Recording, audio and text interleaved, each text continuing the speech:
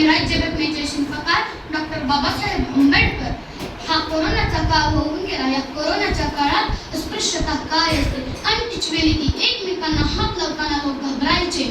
कोरोनाच्या काळात पहिली लस आली तरी कोरोना आला, दुसरी लस आली तरी कोरोना आला, नंतर बूस्टर डोस आला तरी कोरोना नष्ट झाला नाही. पण अस्पृश्यता नष्ट करण्यासाठी या जगात 14 एप्रिलला एकच लस जन्माला आली. तिचं नाव आहे डॉक्टर भीमराव आंबेडकर.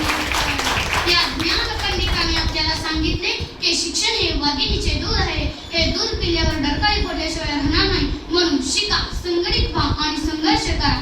शिका, संघटित व्हा आणि संघर्ष करा. 6 डिसेंबर ज्याने आमचं संपूर्ण जग हलवलं. 5 डिसेंबर 1956 थंडी नाही पण काळजाची रात्र होती. एका शांत खोलीत आमच्यासाठी आयुष्य जाणारा मनुष्य त्याची शेवटची लढाई लढत होता. तब्येत दिवसेंदिवस खालवत होती. हृदयविकार, डायबेटीज, रक्तदाब, शरीर साथ सोडत होतं पण पेन थांबत नव्हता. मध्यरात्री बुद्ध अँड हिज धम्म या पुस्तकाचं शेवटचं प्रकरण ते लिहित होते. मध्यरात्री त्यांनी पेन बाजूला ठेवला, आकाशाकडे नजर केली.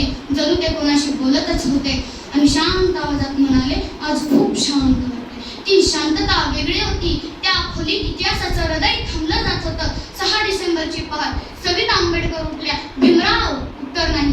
त्यांच्या कपाळावर हात ठेवला. थंड, पूर्ण शांत. त्या क्षणी आमचा कणा हा शांत पडला होता. बातमी बाहेर आली.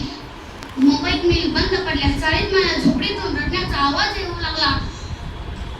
मग संध्याकाळी त्यांचं पार्थिव मुंबईला आलं आणि एका मावशीने ओरडत म्हटलं, आज आपण अनाथ झालो रे, आपल्यासाठी बोलणारा गेला. संध्याकाळी त्यांचं पार्थिव मुंबईला आलं. शिवाजी पार्ककडे जाणारा रस्ता लोकांच्या समुद्राने भरला होता. टाइम्स ऑफ इंडियाच्या रिपोर्टनुसार 20 ते 25 लाख लोक त्यांना शेवटचं पाहायला आले होते. आणि विचार करा, त्या काळात टीव्ही नव्हता, मोबाईल नव्हता, व्हॉट्सअप, फेसबुक नव्हते, रेडिओ हाही सर्वांच्या घरात नव्हता. तरी 20 ते 25 लाख लोकांचा महासागर एकाच ठिकाणी, एकाच वेळी. इतके प्रेम, इतकी वेदना, इतकी कृतज्ञता इतिहासात कधीच पाहिली नव्हती.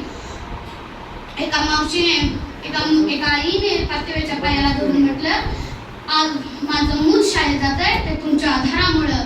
आता आमचं कोण. त्या क्षणी हा निळा ध्वज हा